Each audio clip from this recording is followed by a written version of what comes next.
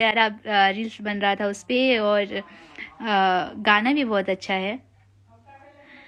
हरी हरी चूड़िया बहिया में, ओही में केसरिया देहिया में, करी जब सिंगार पटार, कनवा में पेन्ही बाली, पिया कहस हूर लागलू जब कजरवा लगली।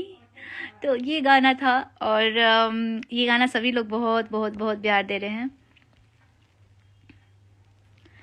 हमको मिली है आज ये घड़ियां नसीब से,